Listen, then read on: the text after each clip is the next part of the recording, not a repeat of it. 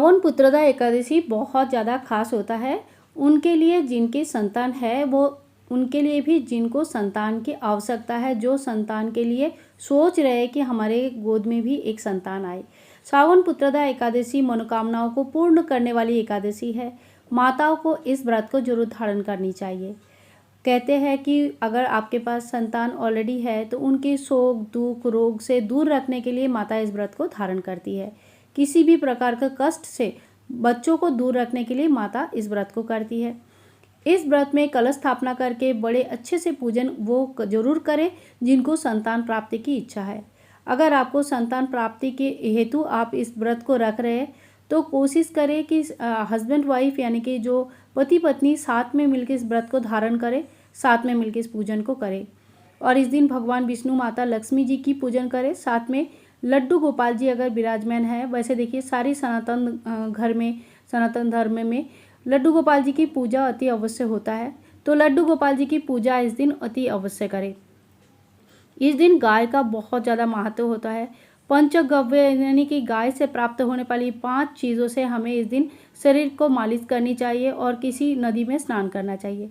पर स्थान काल पात्र के हिसाब से आजकल ऐसा नहीं होता है, इसीलिए थोड़ा सा गोमूत्र भी अगर आपको मिल जाता है तो पूरे घर में छिड़के, अपने ऊपर छिड़के गोमूत्र का व्यवहार जरूर करें। कच्चा गाय का दूध से आप भगवान को स्नान जरूर कराएं। और जब भी आप पूजा करेंगे हाथ में एक फूल लेके संकल्प करके पूजा शुरू करें कि हे भगवान, आज की इस एकादशी व्रत को मैं रख रही हूँ या रख रहा हूँ, या हम दोनों इस व्रत को रख रहे हैं क्योंकि हमें एक आपके जैसे ही सुंदर और सुशील समस्त गुण वाली एक पुत्र संतान की, एक कन्या संतान की प्राप्ति हो। तो संतान प्राप्ति के लिए आप इस तरह से संकल्प करें, पूरे दिन बड़े अच्छे से एकादशी व्रत का समस्त नियम मानते हुए इस व्रत को कंप्लीट करें और द्वादशी के दिन दान तथा पारण के समय पारण करके इस व्रत को समाप्त करें। एकादशी व्रत का संपूर्ण नियम चैनल में ऑलरेडी मैंने अपलोड किया थोड़े दिन पहले ही। बहुत ज़्यादा क्वेश्चन आता है एकादशी व्रत के लिए, उस वीडियो को आप एक बार जरूर देख लें। लिंक मैं नीचे कोशिश करूँगी दे देने के लिए, ठीक है। ठाकुर जी के स्नान हमने करवा दिया है, तो देखिए यहाँ पे मैंने कच्चा दूध का यूज़ किया है ठाकुर जी को स्नान कराने के लिए। आप चाहे तो पंचामृत स्नान भी करवा सकते हैं। और क्योंकि सावन के महीना है, वैसे देखिए एकादशी के दिन पीला वस्त्र का ज़्यादा महत्व रहते हैं, लेकिन ये सावन की एकादशी है इसीलिए मैंने यहाँ पे ग्रीन ड्रेस पहनाया है। आप चाहे तो सावन के महीने की जो एकादशी आती है, सावन के महीने में ठाकुर जी की जो पूजा होता है उसमें आप उनको ग्रीन ड्रेस धारण करवा सकते हैं, संपूर्ण आपकी इच्छा होती है। ठाकुर जी को बांसुरी, फूल, टीका आदि कराए, इत्र लगाए। देखिए इत्र सेवा बहुत बड़ी सेवा होती है, कोशिश करें ठाकुर जी को प्रतिदिन इत्र सेवा देने के लिए। आप चाहे तो आज से अगर ठाकुर जी की सेवा शुरू कर रहे हैं पुत्रदा एकादशी के दिन से, पुत्र प्राप्ति के हेतु आप प्रतिदिन भगवान को, ठाकुर जी के इस विग्रह को अपनी पुत्र संतान के स्वरूप मानकर उनकी पूजा अर्चना, समय समय पर उनका भोजन, नाश्ता, खाना, उनका सोना, झूला झूलाना इत्यादि सारे वही वैसे ही सेवा दे जैसे एक छोटे बच्चे को दिया जाता है। पर इस समय थोड़ी सी ध्यान रखें कि देखिए वो छोटे बच्चे स्वरूप है, आप उनको सेवा दे रहे हैं, लेकिन वो भगवान है, तो भगवान और इंसान के बीच में जो दूरियां होती है, जो शुद्धता होना चाहिए, वो आप जरूर मेंटेन करें। और आज के दिन ना आपके पास अगर गौ माता है तो गौ माता का स्नान, श्रृंगार तथा उनको पुष्प चढ़ाना, धूप दीप आदि करना जरूर करें। अगर षोडोपचार पूजा कर पाते हैं तो बहुत अच्छा है। 16 प्रकार चीज़ों से भगवान का उपचार यानी कि पूजा किया जाता है। संभव नहीं है तो सिर्फ पंचोपचार पूजा से, पंचोपचार पद्धति से आप पूजा जरूर करें। पंचोपचार में क्या क्या रहेगा? धूप, दीप, नैवेद्य, सुगंधी तथा पुष्प, ठीक है। तो यानी कि इत्र लगाए, धूप दीप करे, सुगंधी मतलब कोई भी इत्र, चंदन वगैरह लगा सकते हैं अगर इत्र नहीं है तो। इसके बाद देखिए आज एकादशी के दिन है, आज भगवान को अन्न भोग नहीं चढ़ता है, अन्न खाया नहीं जाता है, दान भी नहीं किया जाता है। तो आप फल, मिठाई इत्यादि भोग अर्पण कर सकते हैं।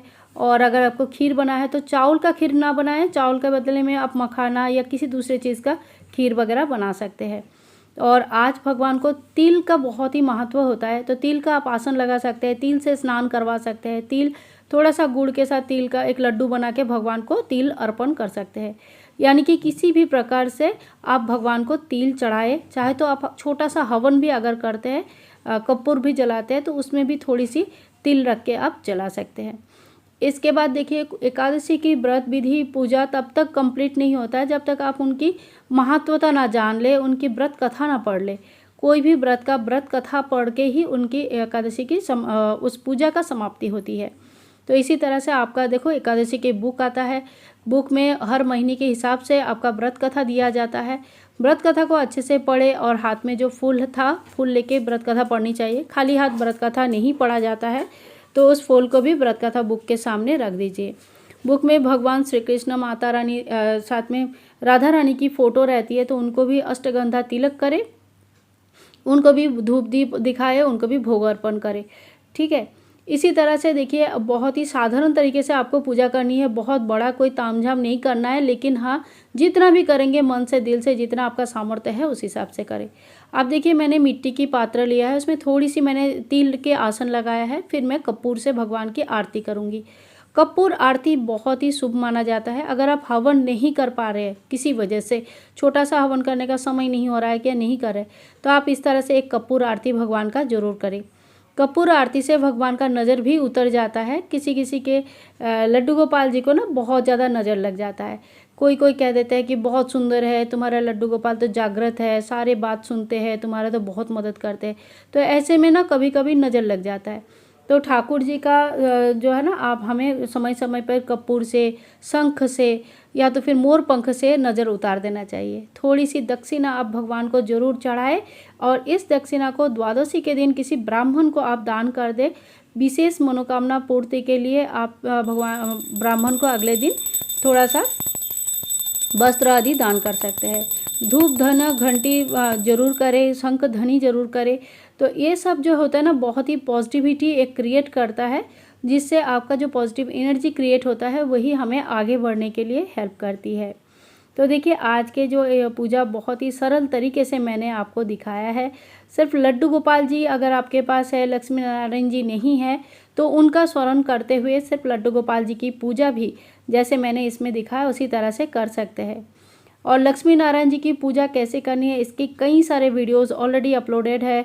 अधिक मास के एकादशी के वीडियोस भी अपलोडेड है, आप उसमें भी देख सकते हैं। इस दिन शाम को जागरण करने की कोशिश करें। जागरण जितना भी नहीं कर पाते हैं तो कम से कम 12 बजे तक जगे रहे। रात जगने से जो है ना, पूजा का आधा फल सुबह, आधा फल शाम को मिलती है, यानी कि रात्रि जागरण का आधा फल आपको हमेशा मिलती है। और नॉर्मली जो होता ही है कि जैसे झगड़ा कलेश कलह मत करे, थोड़ा सा घर में शांति का माहौल रखे, शांत रहे। इससे घर में जो पूजा एक है ना, पूजा अच्छी तरह से होता है, फल मिलता है उसका। एकादशी के दिन हम अन्न नहीं खाते हैं, तो द्वादशी के दिन पारण के समय हमें पारण करने के समय वही अन्न किसी को दान करनी होती है। तो कम से कम एक आदमी खा सके इतना अन्न आपको दान करनी चाहिए। साथ में कुछ दक्षिणा वगैरह जरूर दान करें। तो इसी तरह से आपको द्वादशी के दिन पारण के समय ही पारण करना चाहिए। कुछ 5 से 8 के बीच पारण का समय रहता है, प्रॉपरली चेक करके फिर उसी टाइम पे पारण किया जाता है। आशा करती हूँ आज के इस वीडियो आप लोगों को बहुत पसंद आई होगी। अगर थोड़ा सा भी कुछ भी अच्छा लगे तो please like share and comment, channel को सब्सक्राइब करके रखना बिल्कुल भी ना भूलें।